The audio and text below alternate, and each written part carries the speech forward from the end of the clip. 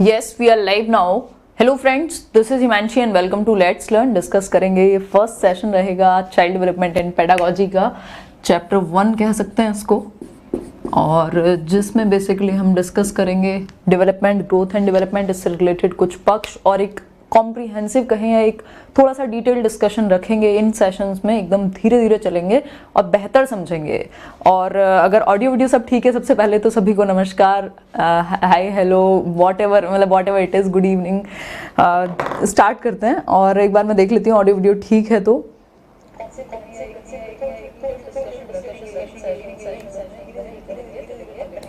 कुछ ना कुछ ऑडियो का इशू है आई थिंक। हाँ, अगर ऑडियो वीडियो सब कुछ ठीक है तो एक बार लिख दो कि ओके है, क्योंकि अभी ऐसे चेंज जो होता है थोड़ा सा ऐसे कष्टदायी होता है। तो ये आज पहला सेशन है अपना ये नए सेटअप के साथ, तो स्टार्ट करें। वो ब्राइटनेस नॉर्मल हो जाएगा, थोड़ा सा मैनेज करना, बाकी ऐसे अपने फ़ोन वाला कम कर लो, एक आध दिन में कर देंगे उसको। हाँ, सुपर्ब, ज़बरदस्त, जिंदाबाद, बहुत बढ़िया। हाँ, चलिए स्टार्ट करें फिर, एकदम तैयार हो। अच्छा, ये जो सेशंस रहेंगे, स्पेशली आज वाला सेशन रहेगा, कोई भी सेशन इसलिए मत देखना कि आपको पेपर देना है, उसका ध्यान मैं रख लूँगी। मतलब ऑब्वियसली ऐसे आप लोगों ने सीटेट दिया है, इसके अलावा और लोगों ने जो भी एग्जाम्स दिए हैं पेडागोजी में, उस तरह की प्रैक्टिस और सारे जितने भी टैक्टिक्स हो सकते हैं क्वेश्चन को सॉल्व करने के, वो हम आजमात लेते हैं और सब कुछ प्रिपेयर करके ही जाते हैं। बट ये कॉम्प्रिहेंसिव सेशंस होंगे जिनको समझना जरूरी है, जिनको मजे के लिए पढ़ना जरूरी है, जिनको जानने के लिए पढ़ना जरूरी है। अभी आजकल ऐसे मेरे को बच्चे दिखते हैं ऐसे रोड पे या कहीं भी, या कई एक चैनल है यूट्यूब पे फ्लाइंग बीस्ट करके, तो उनकी एक बच्ची है छोटी सी, अभी 1 साल की आई थिंक, तो ऑब्जर्व करने में मजा आता है कि क्या कर रही है।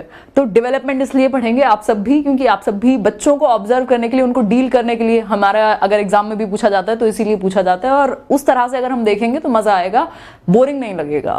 तो एक तो वो बात हुई, और लैग तो यहां से कुछ भी नहीं है। हाँ बिल्कुल बिल्कुल,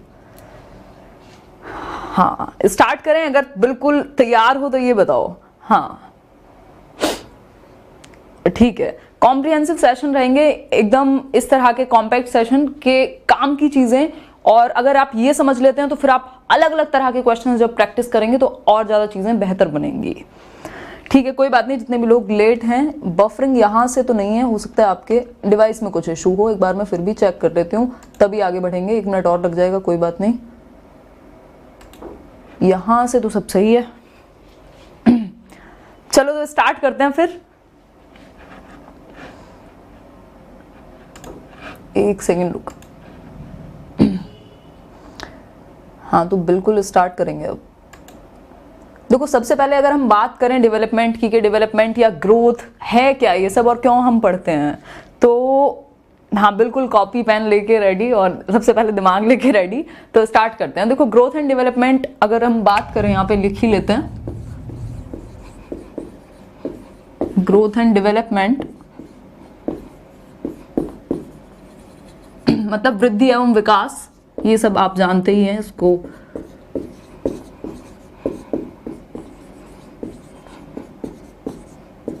हम जो ह्यूमन बीइंग्स हैं, हम जो मनुष्य हैं, बेसिकली हम स्टैटिक बीइंग नहीं है, हम स्थिर नहीं है, एक जैसे नहीं बने रहते ना, जैसे पैदा होते हैं वैसे नहीं रहते, हमेशा बदलते रहते हैं, सोच में भी, समझ में भी, दिखने में भी, मतलब हर तरीके से। चाहे हम इमोशनली हेल्दी बने, चाहे हम इमोशनली बेहतर बने, चाहे हम फिजिकली बेहतर बने, चाहे हम बेसिकली बाकी एस्पेक्ट्स में बेहतर बने। वही जो एस्पेक्ट्स हैं अपने मेन संज्ञानात्मक पक्ष है, एक दूसरा आपका फिजिकल, जो जिसको हम कहते हैं फिजिकल डोमेन है, या जिसको हम साइकोमोटर भी कह देते हैं, और तीसरी एक चीज आपकी क्या है, सोशल, इमोशनल और मॉरल, वो तीनों एक में आ जाते हैं। तो ये इतने सारे एस्पेक्ट्स में, इतने सारे पक्ष में हम चेंज होते हैं और बेहतरी के लिए चेंज होते हैं। कोई भी रैंडम चेंज डेवलपमेंट नहीं है। डेवलपमेंट क्या है, एक प्रोग्रेसिव और सिस्टमैटिक चेंजेस हैं। मतलब प्रोग्रेसिव क्या, जो बढ़ता हुआ, प्रगतिशील, आप बेहतर हो रहे हैं हर दिन। और अगर एक लाइन में समझा जाए इसको, बिल्कुल अगर एक लाइन में समझा जाए तो क्या है,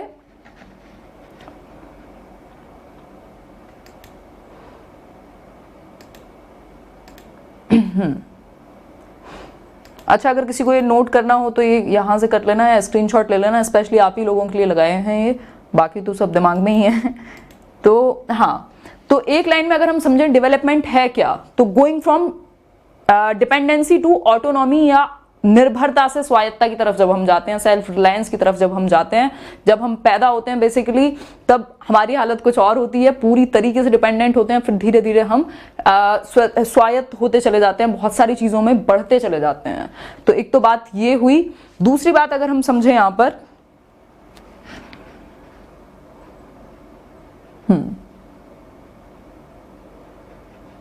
हिंदी में बिल्कुल बराबर हिंदी में चल रहा है भाई, एक सेकेंड रुको, थोड़ा सा पेशेंस बना के रखना, ये बीच बीच में इशू चलेगा। आज ऐसे पहला दिन है आज।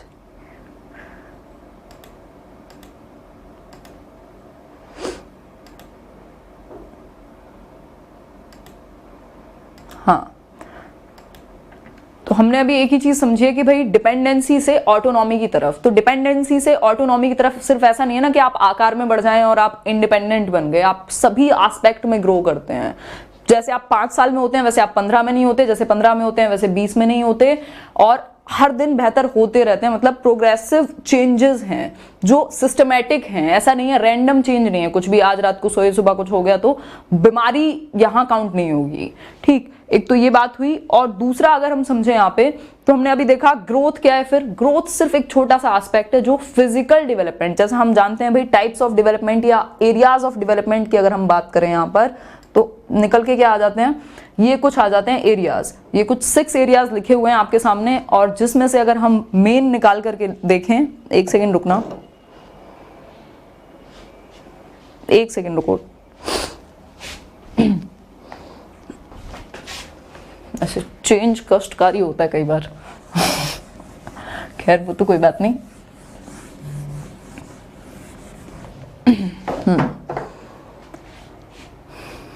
बिल्कुल, तो ये कुछ 6 डोमेन्स आपको अपने सामने दिख पा रहे होंगे, physical, cognitive, emotional, moral, language और सोशल। अगर हम इन 6 को छोटा करें, जैसा कि हमने पहले भी डिस्कस किया है, एक मिनट देखेंगे, इसकी जरूरत नहीं है, ऐसे देखते हैं। हाँ, तो मेन अगर हम निकाल करके देखें यहाँ पर, एक हमें पता है आपका कॉग्निटिव डोमेन है, मतलब संज्ञानात्मक पक्ष है, कॉग्निटिव डेवलपमेंट। ये टाइप्स ऑफ डेवलपमेंट के अंदर भी आप लिख सकते हो हेडिंग में, कॉग्निटिव डेवलपमेंट। दूसरा आपका फिजिकल डेवलपमेंट, पहला भी कह सकते हो उसको।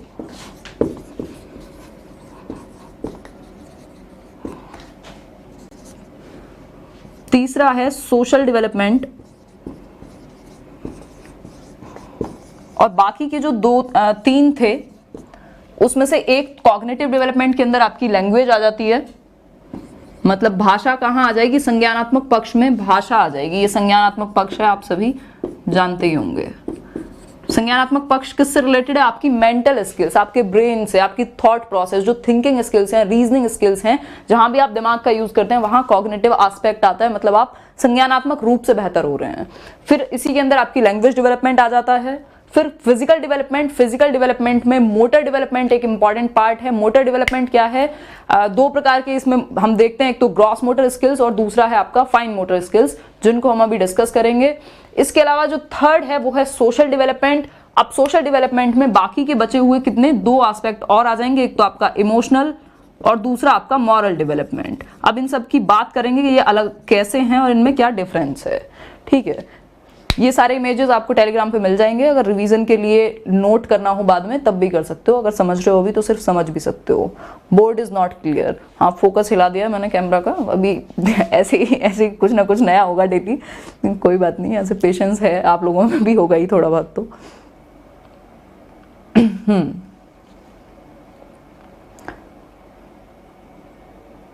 बिल्कुल,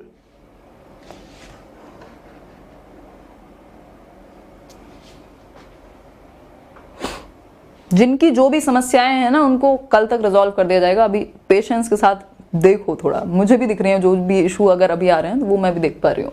यहाँ आ जाते हैं, समझ लो सिर्फ कॉग्निटिव डेवलपमेंट मतलब संज्ञानात्मक पक्ष। आप ब्रेन की पावर्स आपकी धीरे धीरे जैसे आप बड़े होते जाते हैं आपकी डेवलप होती हैं। ठीक है। इसके अलावा फिजिकली आप डेवलप होते हैं, सारे आपस में जुड़े हुए हैं, ऐसा नहीं है अगर एक पर प्रभाव पड़ेगा तो बाकी सब पर भी प्रभाव पड़ेगा। अगर आप फिजिकली फिट महसूस नहीं करते तो आप इमोशनली भी आप थोड़ा सा कमजोर फील करेंगे। बाकी के एस्पेक्ट्स, आपका दिमाग बहुत ज्यादा नहीं चल रहा होगा जब आप बीमार होते हैं, आपका मन नहीं करता पढ़ने का, तो सब आपस में रिलेटेड हैं। कॉग्निटिव, हमारे दिमाग से, हमारे ब्रेन की जितनी भी स्किल्स हैं, चाहे वो थिंकिंग हो, रीजनिंग हो, प्रॉब्लम सॉल्विंग हो, सब यहाँ आ जाएंगी। फिजिकल में जितने भी हम फिजिकल एक्टिविटीज करते हैं जो गत्यात्मक चीजें हैं, और जो अपना सोशल है, मतलब हम बॉक्स में नहीं रहते ह्यूमन बींग्स, हम समाज में रहते हैं।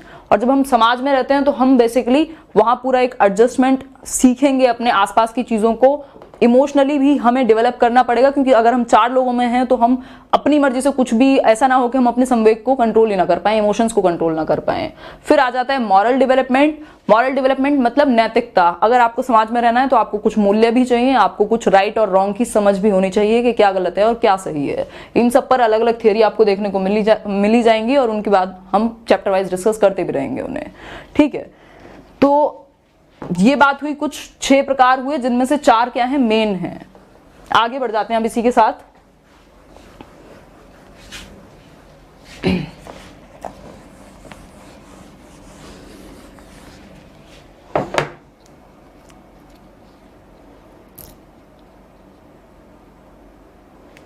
अच्छा, अगर क्वालिटी इंक्रीज कर लें तो दिख रहा है बोर्ड, ठीक है, फिर और क्या चाहिए। हाँ, तो फिजिकल डेवलपमेंट में 2 चीजें हम अभी समझ रहे थे, साथ के साथ समझते हुए चलेंगे। फिजिकल डेवलपमेंट में एक तो हम समझ रहे थे ग्रॉस मोटर स्किल्स को, मैं और बड़ा लिख देती हूं थोड़ा, और दूसरा है फाइन मोटर स्किल्स।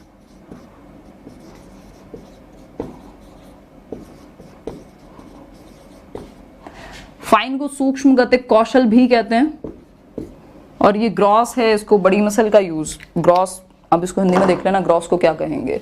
ग्रॉस में बेसिकली क्या होता है, आपकी बड़ी मसल है जितनी भी, जैसे आर्म है या लेग है, जैसे रनिंग में क्या है, ग्रॉस मोटर स्किल्स का इस्तेमाल होता है। लेकिन जब आप लिख रहे हैं, जब आप ड्राइंग कर रहे हैं, तब क्या, फाइन मोटर स्किल्स, बिल्कुल सूक्ष्म गतिक कौशल। इसमें छोटी मसल का कोऑर्डिनेशन बनाया जाता है। अगर मैं एग्जांपल लूं, दोनों एक साथ भी यूज हो सकते हैं। जैसे मान लो बॉलर है, अगर क्रिकेट का मैच चल रहा है कोई, और जो बॉल करने वाला व्यक्ति है वो जब दौड़ के आता है तो उसकी ग्रॉस मोटर स्किल्स का भी यूज हो रहा है, लेकिन जब वो बॉल फेंकेगा तो ये जो हाथ है, इसकी जो ये छोटी मसल्स हैं, इनका कोऑर्डिनेशन लगेगा कि किस तरह से स्विंग करनी है। तो वहां पे क्या हुआ, फाइन मोटर भी यूज हो रही है और ग्रॉस भी। तो इस तरह से हम समझ सकते हैं कि जो भी छोटे बारीकी वाले काम होते हैं, जैसे कढ़ाई बुनाई, इन सब में फाइन मोटर स्किल्स, सूक्ष्म गतिक कौशल, और अगर मैं बात करूं यहां पर बड़ी मसल की, दौड़ना, भागना, जंप करना, इन सब में ग्रॉस मोटर स्किल्स। तो ये साथ में खत्म हुआ। इसके अलावा आप आगे बढ़ेंगे और कुछ चीजों को देखेंगे। डेवलपमेंट से रिलेटेड ज्यादातर चीजें खत्म हो जाएंगी।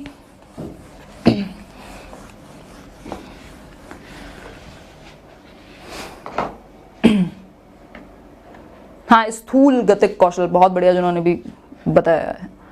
आगे बढ़ जाते हैं अब।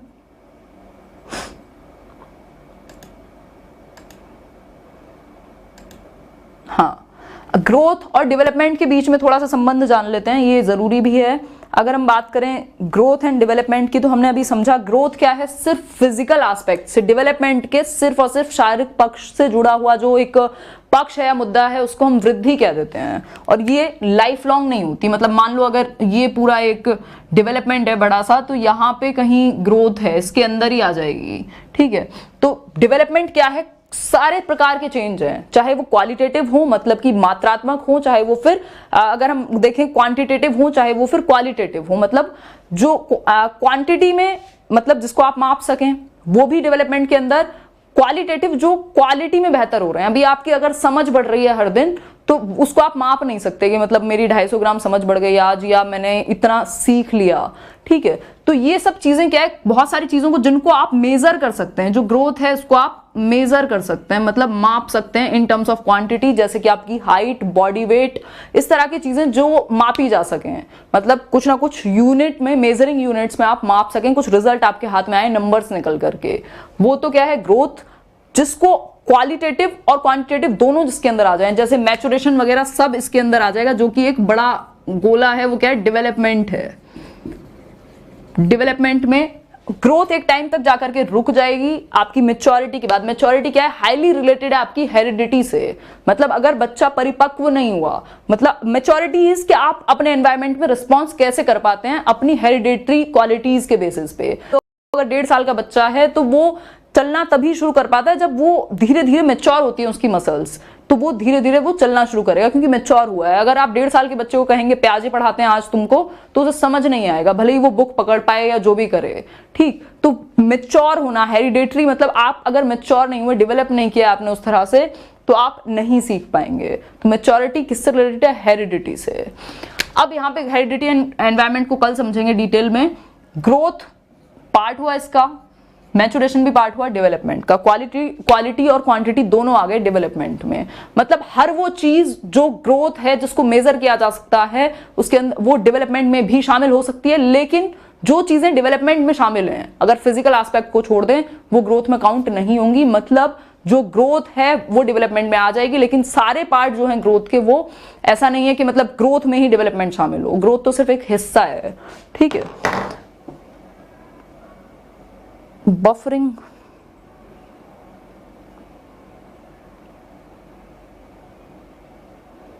अभी बताओ अगर बफरिंग है तो।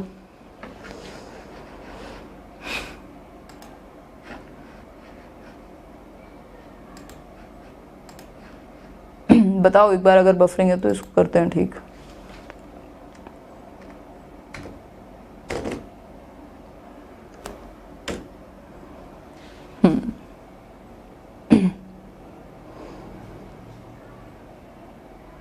चलिए फिर आगे बढ़ते हैं। बहुत बढ़िया,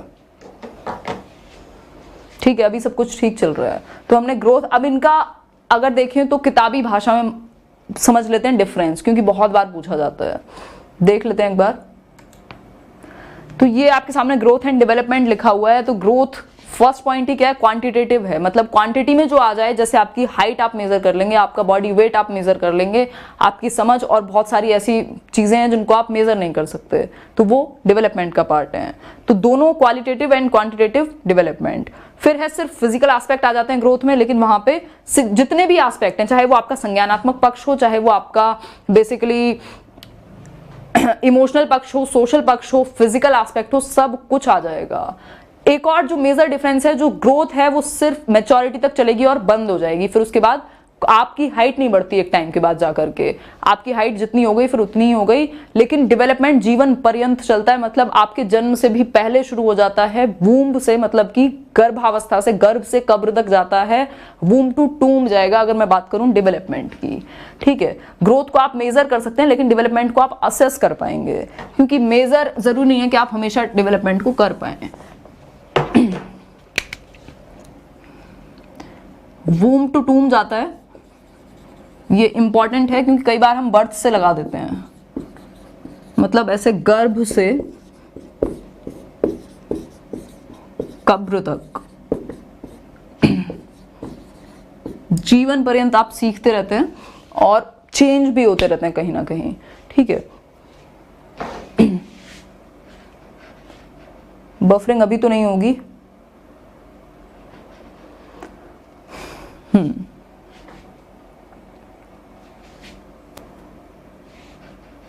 आगे बढ़ेंगे।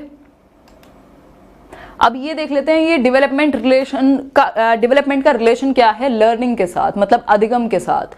तो लर्निंग एक तरह से कह सकते हैं पार्ट है। मतलब इस तरह से जब आप एफर्ट लगा करके कुछ सीखते हैं, चाहे वो लर्निंग हो, मैच्योरिटी हो, जुड़े हुए हैं। आप सिंपली ये नहीं कह सकते कि सिर्फ ये तो लर्निंग है और ये डेवलपमेंट है, लेकिन हाँ सब कुछ मिलकर के एक जो कॉम्प्रिहेंसिव इंक्लूसिव प्रोसेस है अपने आप में, दैट इज डेवलपमेंट। ठीक है, आगे बढ़ेंगे इसी के साथ।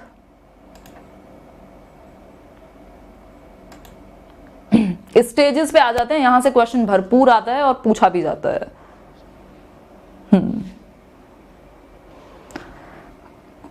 कल कर देंगे इसको कम, जो आपकी ब्राइटनेस है।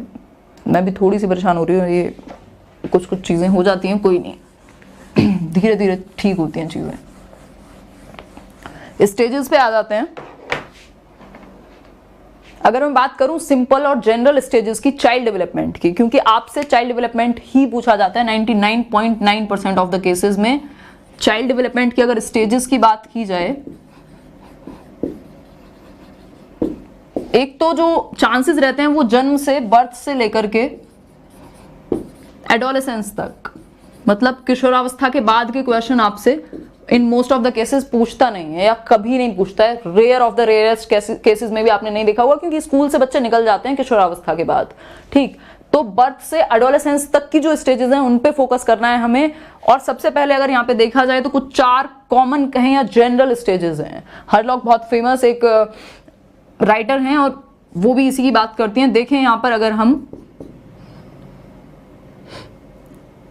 एक सेकेंड 4 स्टेजेस पे फोकस करेंगे। एक है आपका प्री नेटल पीरियड, मतलब गर्भावस्था है, ये कुछ 40 वीक्स का टाइम है या 180 दिन कह सकते हैं, 9 महीने कुछ दिन। इसके अलावा सेकंड है फिर आपका इन्फेंसी। इनसे रिलेटेड मेन चीजें भी समझते हुए चलेंगे। इन्फेंसी है 0 to 2 ईयर्स, और अगर वैसे देखें इसको दिन के टर्म में तो 0 नहीं होगा, but in terms of year देखें तो 0 to 2 ईयर्स, मतलब ईयर पूरा 1 साल 12 महीने में काउंट होता है ना, तो 0 to 2 ईयर्स वाला जो टाइम पीरियड है वो इन्फेंसी। फिर इसके अलावा अगर हम देखें, आगे बढ़े, एक सेकेंड, चाइल्डहुड, जो कि एक बहुत ही इंपॉर्टेंट पीरियड है अपने आप में। चाइल्डहुड 2 से 12 साल तक कह सकते हैं इसको हम। इसमें भी फिर 2 स्टेजेस हैं इसकी, सब स्टेजेस, यहां तक आप देख ही पा रहे होंगे। 4th स्टेज है एडोलेसेंस या किशोरावस्था। किशोरावस्था WHO कहता है कि 10 से 19 साल का कोई भी व्यक्ति एडोलेसेंट कहलाता है, किशोरी कहलाता है, बट हम मानते हैं कि भाई 12 से 19 साल के बीच में लगभग जो व्यक्ति होगा। ये स्टेजेस आगे पीछे आपको अलग अलग बुक्स में मिल जाएंगे, क्योंकि अलग अलग राइटर अलग अलग इसको इंपॉर्टेंस देते हैं, बट जनरल परसेप्शन यही रहता है। अब चाइल्डहुड में जो है वो आपकी 2 स्टेजेस आ जाती हैं, एक आपकी पूर्व बाल्यावस्था और दूसरी है उत्तर बाल्यावस्था। पूर्व में अर्ली चाइल्डहुड और लेटर चाइल्डहुड है आपका सेकेंड। इनको अभी समझेंगे, पहले मेन चीजें देख लेते हैं। मेन चीजें, इनको थोड़ा सा दिमाग में एक मैप क्रिएट कर लेते हैं, ताकि ये सब तो आपने बहुत बार लिखा भी होगा और याद है नहीं वो आप बेहतर जानते हैं। देख लेते हैं इसको। आप बेसिकली शुरुआत आपकी कहां से हो रही है? वूम्ब से हो रही है, मतलब जब से गर्भाधान के समय से, कॉन्सेप्शन के टाइम से।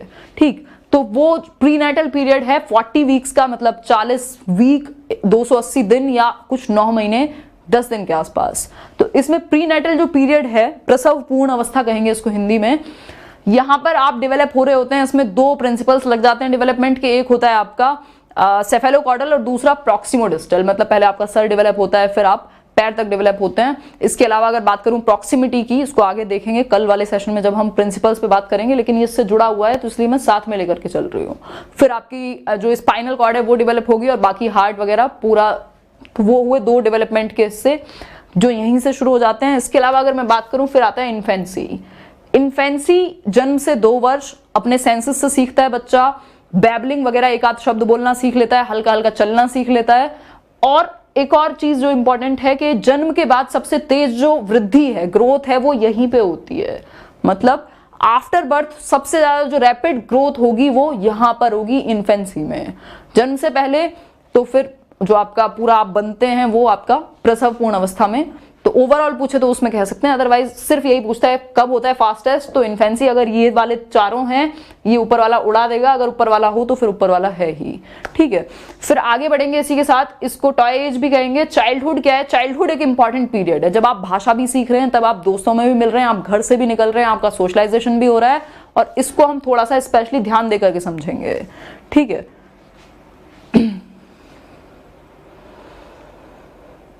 हाँ बिल्कुल।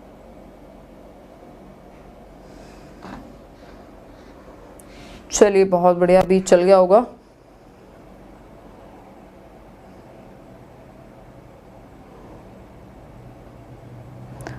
हाँ तो अभी हो गया कंटिन्यू।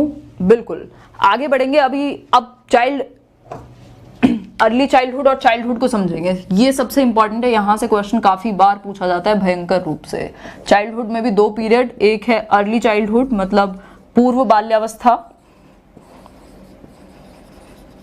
और दूसरा है लेटर चाइल्डहुड मतलब उत्तर बाल्यावस्था। ये 7 से 11 वर्ष और ये है आपका 2 से 6 वर्ष। ठीक है, ऐसे वर्ष लिख लेना, अच्छा लगेगा हिंदी वालों को।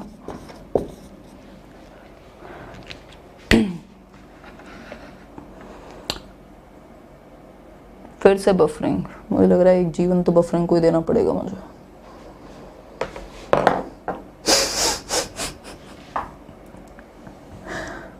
अमेजिंग।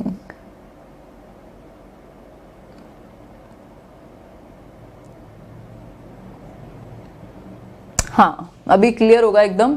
और पता नहीं क्यों है बफरिंग, इंटरनेट वगैरह सब कुछ ठीक है, मुझे लग रहा है एक और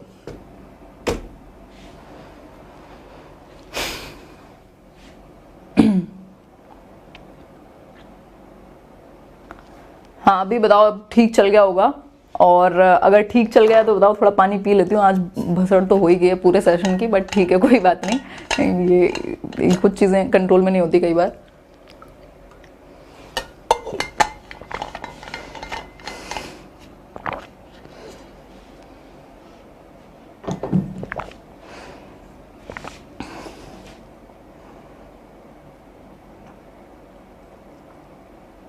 हाँ अभी ठीक होगा। बताओ अगर सब कुछ ठीक है फिर आगे बढ़ेंगे। अरे टेंशन ना लो, कुछ भी नया होता है दुनिया में तो दिक्कतें आती हैं लोगों को, ठीक है। तो ऐसे परेशान मत हो, पहले वाले की तरह पढ़ाओ या दूसरे वाले की तरह पढ़ाओ, कोई टेंशन ना लो, चीज़ें सॉल्व हो जाएंगी। इतना टेंशन लेके अगर इंसान काम करेगा तो हो गया काम। चेंजेस होते हैं और प्रॉब्लम होती है, ठीक है, तो परेशान होने की ज़रूरत नहीं है।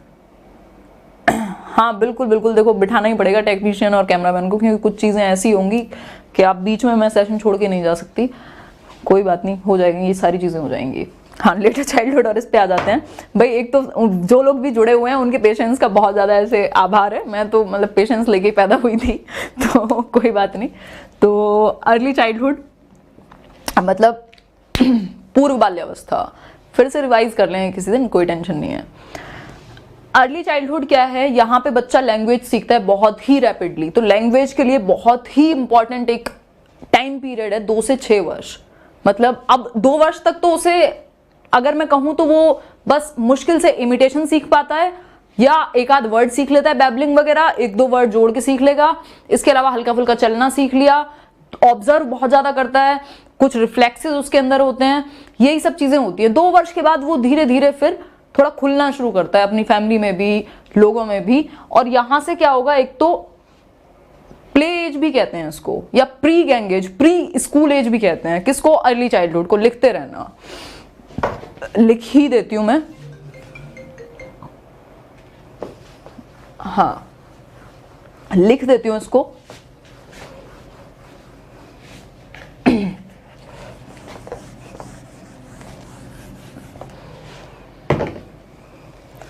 बहुत बढ़िया, 27 और 28 हैं CDP में। अर्ली चाइल्डहुड पे आ जाते हैं, नंबर बाद में देखेंगे। अर्ली चाइल्डहुड पीरियड की कुछ विशेषताएं देख लेते हैं। देखो एक तो ये प्ले एज है, दूसरा प्री गैंग एज है,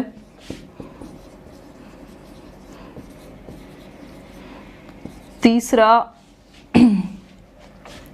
अगर कहें इसको तो प्री स्कूल एज है,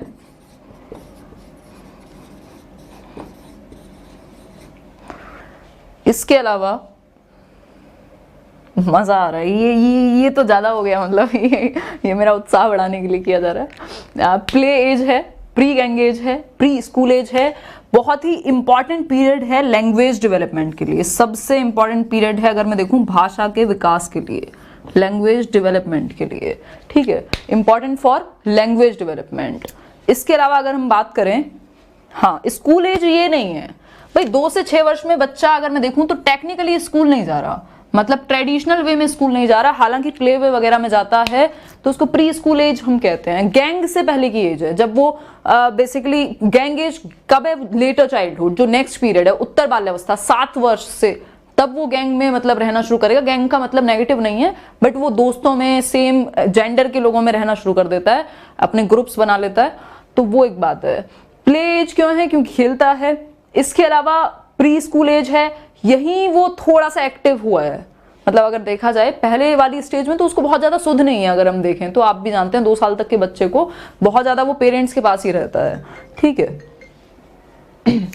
तो ये सारी इसकी प्रमुख विशेषताएं हुई। अब आ जाते हैं लेटर चाइल्डहुड पर। टॉय एज इन्फेंसी, इन्फेंसी जन्म से 2 वर्ष बिल्कुल ये सब चीजें लिखते रहना। सेशन भले ही अटक के चल रहा हो, जैसे भी चल रहा हो, लेकिन बहुत इंपॉर्टेंट चीजें हैं ये बिल्कुल भी ना तो कहानियां हैं ना कोई भी डिस्क्रिप्शन है, बिल्कुल सटीक काम की चीजें। आप किसी भी पेपर में चले जाइए और 4 क्वेश्चन इसके साथ एक बार रिवाइज कर लेंगे जब पेपर ये चैप्टर खत्म होगा, आपका चैप्टर तैयार है बिल्कुल भयंकर तरीके से। आगे बढ़ते हैं लेटर चाइल्डहुड में।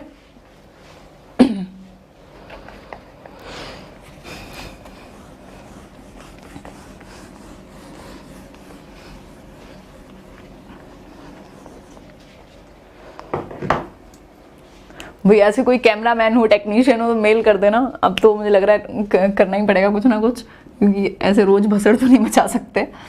और गैंग एज आ जाएगी अब, जिसको हम लेटर चाइल्डहुड कहते हैं।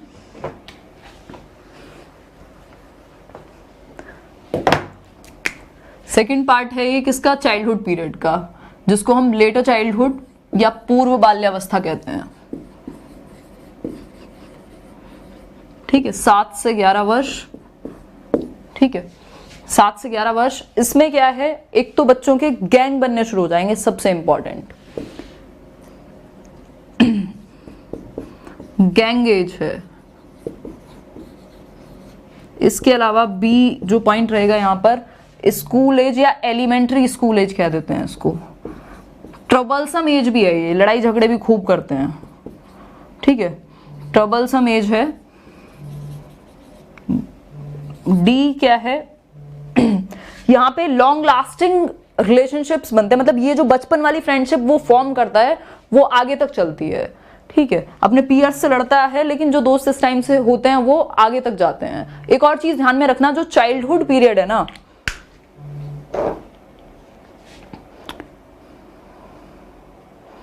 जो चाइल्डहुड पीरियड है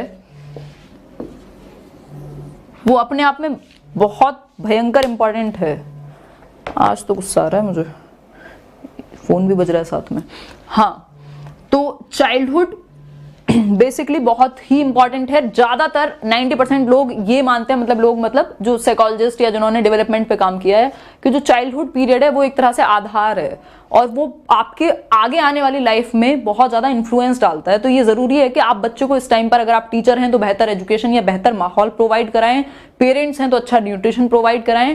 फैक्टर्स जो हैं डेवलपमेंट को इन्फ्लुएंस करने वाले, उनको भी अभी आगे समझेंगे, तब आप बेहतर समझ पाएंगे उनको।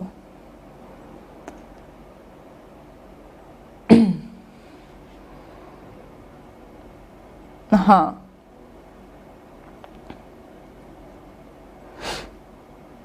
एक मिनट रुकना, अभी बहुत इंपॉर्टेंट सेक्शन रहता है, करके ही जाएंगे अब तो बहुत बढ़िया।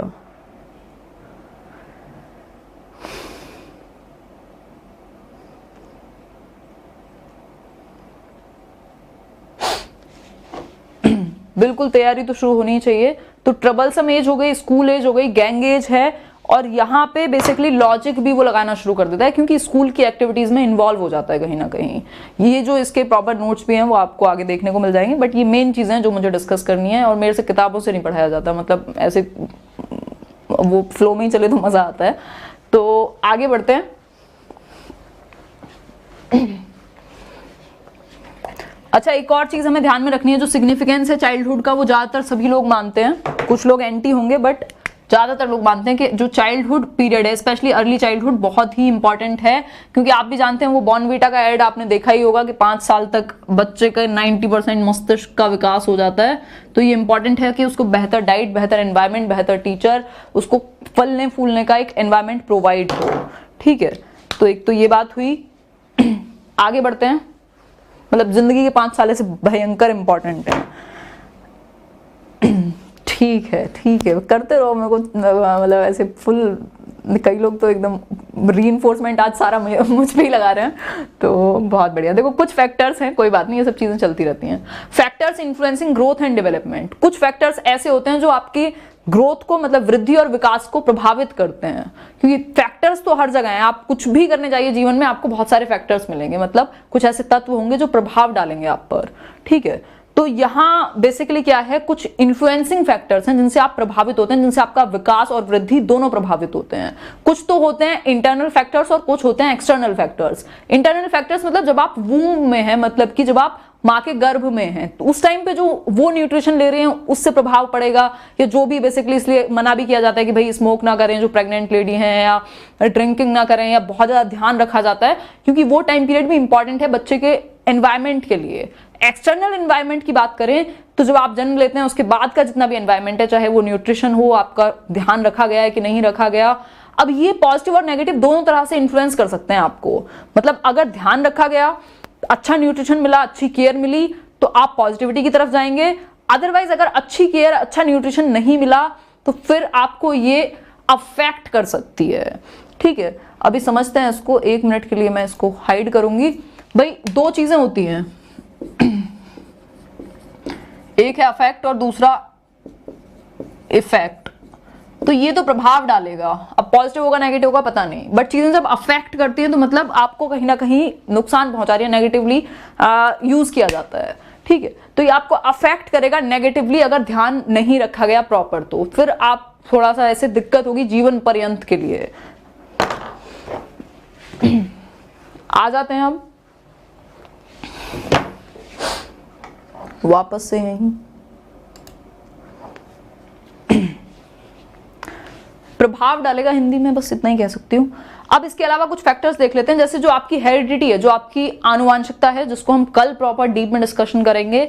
इसके अलावा जितने भी बाकी फैक्टर्स हैं वो सब प्रभावित करते हैं, ये मैंने लास्ट टाइम भी डिस्कस किया था। जो आपका लर्निंग और डेवलपमेंट है ना, कहीं कहीं मतलब ये एक तरह की ट्रिक आप समझ सकते हो, जो जनरलाइज्ड वे में मतलब निकाला है फॉर्मूला इतना सारा डिस्कशन के बाद, कि डेवलपमेंट और लर्निंग लगभग हर चीज से प्रभावित हो जाते हैं। अब प्रभावित होने का मतलब ये नहीं है कि नेगेटिवली प्रभावित होंगे, पॉजिटिवली भी हो सकते हैं, मतलब प्रभाव पड़ सकता है हर एक चीज का लगभग, बस आपकी सोशियो इकोनॉमिक जो स्थिति है उसका प्रभाव नहीं पड़ता। अगर आप गरीब भी हैं तब भी आप बेहतर सीख सकते हैं, तब भी आप डॉक्टर एपीजे अब्दुल कलाम बन सकते हैं, ठीक है। तो बस इस चीज का ध्यान रखना है कि ज्यादातर चीजें इन्फ्लुएंस कर देती हैं एक्सेप्ट सोशियो इकोनॉमिक स्टेटस। अगर सिर्फ ऐसे ट्रिक से याद रखना हो, बाकी आप अपनी समझ लगाएंगे इतना डिस्कशन के बाद तो एकदम उड़ा देंगे।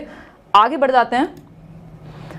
कुछ चीजें ऐसी होती हैं जैसे भाई प्रीनेटल केयर, जब आप गर्भ में होते हैं तब आपका ध्यान रखा जाए। जो बेसिकली ट्रीटमेंट है, जो आपकी नेशनैलिटी है, जो आपका रिलीजन है, जो आपका सेक्स है, ये सब चीजें प्रभावित करती हैं। जैसे लड़कियां बहुत इमोशनल मिलेंगी, इसके अलावा और बहुत सारी चीजें ऐसी होंगी, मतलब ये कुछ कुछ चीजें हैं। ऐसा आप इसमें बायसनेस हम नहीं क्रिएट कर सकते कि ऐसा ही होता है, बट ये फैक्टर्स हैं जो इन्फ्लुएंस करेंगी, ठीक है। आपका कल्चर, आपका समाज, ये सब चीजें इन्फ्लुएंस करेंगी। और इसके अलावा अगर मैं बात करूं जो गवर्नमेंट के लॉज हैं, मतलब हर एक चीज, वही जो मैंने अभी शुरुआत में कहा, लगभग हर चीज प्रभावित करती है आपके डेवलपमेंट को, ठीक है। आगे बढ़ेंगे अब इसी के साथ। ये आप स्क्रीनशॉट ले चुके होंगे, नहीं तो टेलीग्राम पर मिल जाएगा।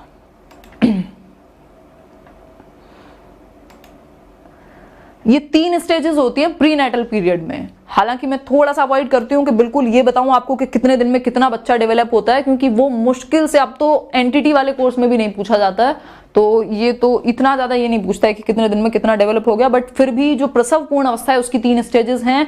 पहली जर्मिनल है, एम्ब्रियोनिक है और फेटल है, ठीक है। तो ये आपको याद रखने की जरूरत नहीं है, स्पेशली अगर कोई ईसीसी वाला कोई है तो वो याद रख सकता है। आगे बढ़ेंगे।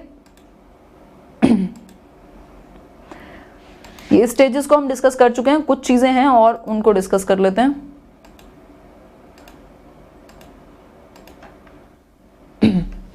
तो आज के लिए इतना ही था, बाकी सारी स्टेजेस। अच्छा, एक और चीज, हम चाइल्डहुड तक पहुंचे थे, हम एडोलेसेंस को डिस्कस नहीं कर पाए।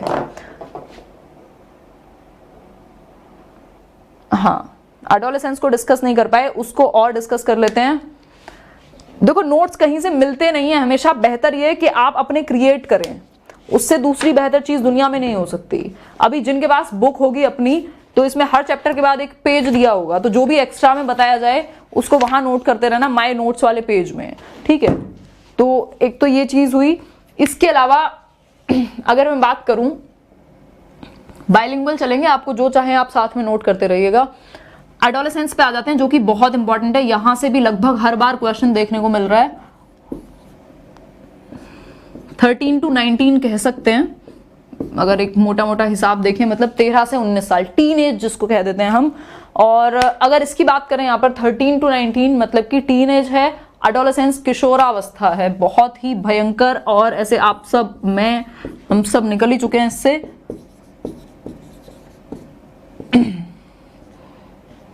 ठीक है,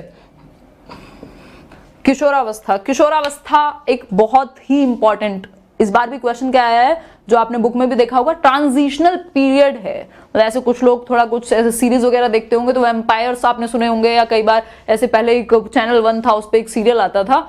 जितने भी लोग कनेक्ट कर पा रहे हो तो समझ लेना। ट्रांजिशनल, एक वैम्पायर डायरीज करके कुछ है सीरीज, और वहां पे वो वैम्पायर्स जो होते हैं वो एक तरह के पिशाच होते हैं, और वो ट्रांजिशन करते हैं ह्यूमन बींग से, किसमें, वैम्पायर बनने में। तो इस तरह से यहाँ पे वैम्पायर नहीं बनता है बच्चा, लेकिन क्या बन जाता है, वो चाइल्डहुड से उसका ट्रांजिशन होता है किसमें, एडल्टहुड में।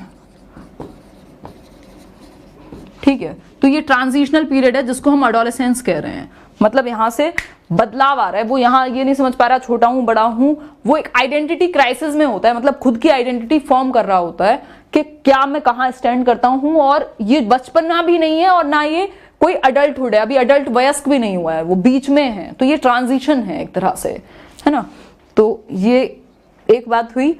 बिल्कुल, अब आप सभी के फेवरेट क्वेश्चन या फेवरेट लाइन स्टैनली हॉल के द्वारा कही गई, उसको देख लेते हैं और फिर सम अप करेंगे सेशन को, एक हल्का सा रिवीजन और थोड़ा सा डिस्कशन करके।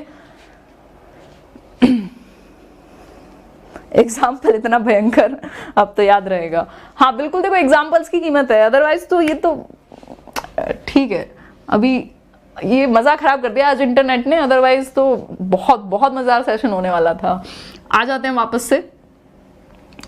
हाँ, तो हम डिस्कस कर रहे थे स्टैनली हॉल। आपने एक व्यक्ति का नाम सुना होगा, ना सुना हो तो सुन लेना आज।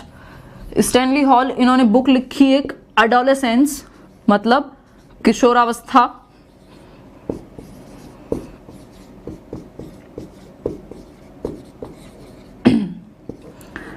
किशोरावस्था की इनकी बुक थी और एडोलेसेंस इनकी बुक का नाम है। और इन्होंने एक लाइन कही जो कि भयंकर रूप से इंपॉर्टेंट है और बहुत ज्यादा एग्जाम्स में पूछी जाती है कि adolescence is the age of stress and storm. मतलब जो किशोरावस्था है वो जो है क्या है, एक तनाव एवं तूफान की अवस्था है। तो कई बार पूछ लेता है, तमिलनाडु टेट में आई थिंक पूछा भी हुआ है कि किसने किशोरावस्था को तनाव एवं तूफान की अवस्था कहा।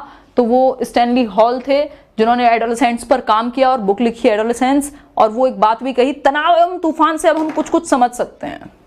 ठीक है, हाँ, अरे बहुत बहुत बहुत मजा आने वाला है। मतलब अपने डिस्कशन ही इसलिए होते हैं ताकि एक कुछ क्रिएट हो, कुछ मजा आए। ऐसे थोड़ा ना कि सिर्फ आप याद करके चले जाएं, तो किताबों में है ही। तो यहाँ पे क्या है, बेसिकली हमने एक चीज समझी, स्ट्रेस एंड स्टॉर्म। अब इससे हम पूरा बाल की खाल निकालेंगे, स्ट्रेस एंड स्टॉर्म। ठीक है, तनाव एवं तूफान। इतना तूफानी लिख रही हूं मैं, खैर।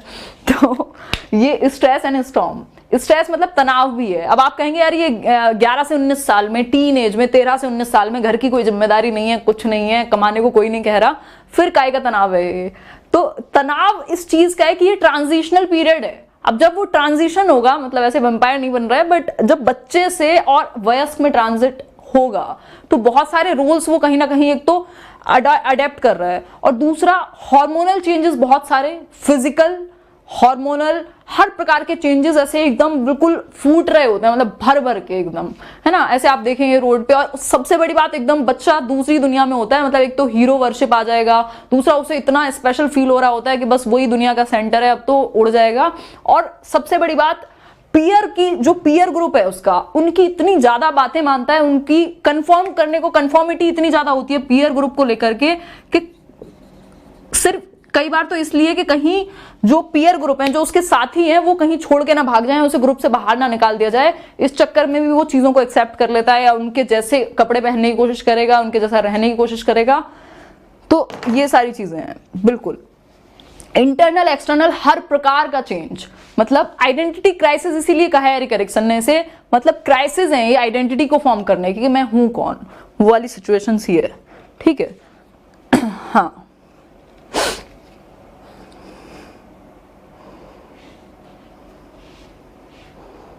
ऐसे कई लोग तो अपने ऐसे जीवन को याद करने लग गए हैं कि बहुत महंगा पड़ा था। हाँ, ये ऐसा पीरियड है, आपने अच्छा याद दिलाया, महंगा तो ये पड़ जाता है एडोलेसेंस, क्योंकि ये ऐसा पीरियड है या तो आपको ये बहुत ही एक मैच्योर पर्सन में निकालेगा बाहर, या एकदम गधा इंसान बना करके निकालेगा। मतलब फिर आप चेंज तो आसानी से होने नहीं वाले, क्योंकि आप ये ऐसा और बेसिकली पीरियड है जहां कुछ गलत आदतें, कुछ गलत अगर लोगों के साथ आप रहते हैं तो कुछ चीजें आप ऐसी अडॉप्ट कर लेंगे, फिर वो जीवन भर आपके साथ चलेंगी, और कहीं ना कहीं ये आपको बिगाड़ने और बनाने में बहुत ज्यादा रोल प्ले करता है। इसलिए बहुत सारी काउंसलिंग वगैरह सेशंस भी चलते हैं एडोलेसेंट्स के लिए स्कूल वगैरह में। तो ये एक बात है। बहुत बढ़िया, तनाव और तूफान दोनों शांत हो गए। नहीं, सिर्फ एज जाने से शांत नहीं हो जाते हैं, बहुत ऐसे आफतों से सुलझानी पड़ती हैं चीजें। तो ये एक बात हुई। अब फटाफट से रिवाइज करेंगे और आप जाइए सोने, और मैं कुछ नया ऑल्टरनेटिव देखती हूँ। कोई भी किसी भी भाई कैमरामैन टेक्नीशियन को जानता हो तो मेल करना, क्योंकि अब दूसरा कोई साधन नहीं है, रखना ही पड़ेगा, अदरवाइज सेशन डिस्टर्ब होगा तो फिर सर दर्द हो जाता है। हाँ, चलिए, धन्यवाद। ऐसे जो लोग ऐसे अभी अपना सब्र का बांध बनाए रखा है जिन्होंने, ऐसा नहीं है कि मैं कोई पेशेंट पैदा हुई थी, मतलब मेरे को बहुत ज़्यादा पेशेंस है, गुस्सा सबको आता है, सब में सारे इमोशंस होते हैं, और स्पेशली एक एज में तो आप में होते ही हैं। ऐसे जब जो लोग जवान ववान होते हैं उनको गुस्सा ज़्यादा आ जाता है, बट जैसे ही आप टीचिंग में आते हो सब शांत हो जाता है। तो हाँ, बिल्कुल एक बार रिवाइज कर लेते हैं बहुत चुटकियों में, क्योंकि सेशन जो इंपॉर्टेंट था, जो लोग आप लोग आए हैं उनके लिए इंपॉर्टेंट बहुत ज्यादा रहेगा। देखो, हमने शुरुआत में समझा डेवलपमेंट है क्या। जो हम ह्यूमन बीइंग्स हैं वो स्टैटिक बीइंग्स नहीं है, स्थिर नहीं है। हम 5 साल में जैसे होते हैं वैसे 15 साल में नहीं होते, जैसे हम एक ब्रेकअप के बाद होते हैं वैसे हम दूसरे ब्रेकअप के बाद नहीं होते। मतलब कि हम चेंज होते रहते हैं अपने एक्सपीरियंसेस से। ब्रेकअप क्यों डाला है बीच में? क्योंकि आप इमोशनली, मेंटली, फिजिकली हर तरह से चेंज हो रहे हो। ऐसा नहीं है कि सिर्फ फिजिकल चेंजेस की यहाँ बात हो रही है। तो आप बदलते रहते हैं, प्रोग्रेसिव, बदलने का मतलब बेहतर हो रहे हैं आप, ठीक है, सिस्टमैटिक चेंजेस आ रहे हैं, एक एज के बाद दूसरी एज, ठीक। इसके अलावा हमने बात की कि प्रोग्रेसिव और चेंजेस हैं, हम स्टैटिक नहीं होते, परिवर्तनशील होता है। जन्म से भी पहले से, कब आपके गर्भ से कब्र तक जाएगा, वूम टू टूम्ब जाएगा, ठीक है। इसके अलावा अगर मैं बात करूं यहां पर, तो ये समझना जरूरी है कि हम एज टीचर्स या एज पेरेंट्स अपने बच्चों को बेहतर एनवायरनमेंट दे पाए, उन्हें फ्रीडम दे पाए, उस तरह की चीजें दे पाए जो उन्हें बेहतर तरीके से फ्रीडम के साथ आगे लेके जाएं, ठीक है। बहुत जल्दी नींद आ रही है। हाँ,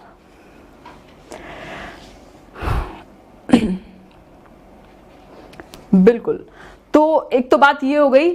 इसके अलावा हमने फिर स्टेजेस देखा क्या डिफरेंस है ग्रोथ में, डेवलपमेंट में, मैच्योरिटी में। इसके अलावा स्टेजेस कैसे कैसे आगे बढ़ती हैं, कहाँ किस चीज का इंपॉर्टेंट रोल होता है, और ये सारी चीजें बेसिकली समझी हमने।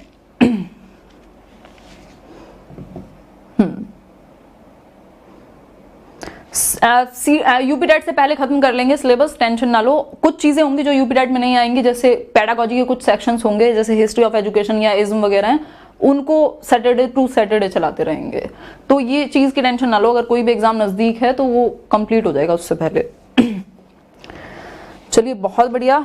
हिंदी मीडियम में है ज्यादातर चीजें, आप 2-4 दिन मुझे सुनेंगे तो आदत हो जाएगी। मतलब कुछ लोगों को ना, क्योंकि कोई भी नई चीज होती है आपको टाइम लगता है। अगर जो लोग नए जुड़े हैं या हिंदी मीडियम में ही पढ़ रहे थे, अभी बाइलिंगुअल है ये सेशन, मैं बोल जो रही हूँ वो हिंदी है नॉर्मल, ठीक है। तो ये मिक्स चल रहा है, एक तरह से इंग्लिश भी कह सकते हैं उसको भी। तो आप 2-4 दिन सुनेंगे और मैं भी कोशिश करूंगी कि ज्यादातर चीजें हिंदी में भी साथ में बताऊं, ठीक है। तो वो कंफर्टेबल हो जाएंगे। बहुत सारे लोग कॉमेंट करके जाते हैं मुझे कि अब कंफर्टेबल है।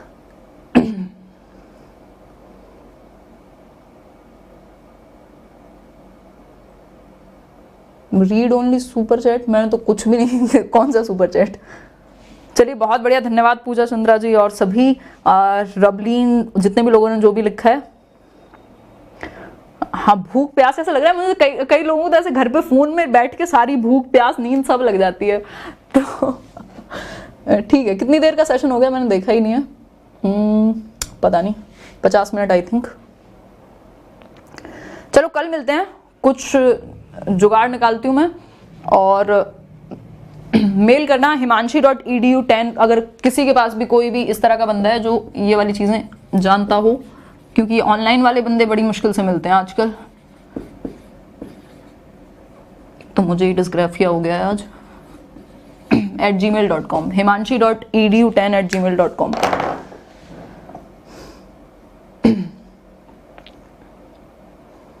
चलिए बाय बाय, टेक केयर, कल मिलते हैं सुबह में 10 बजे। All the very best.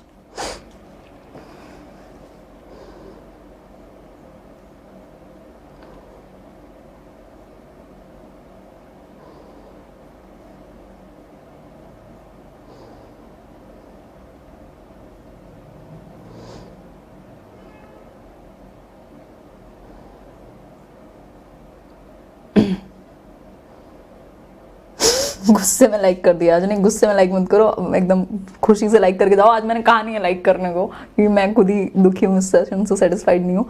Bye bye, take care, all the very best, good night.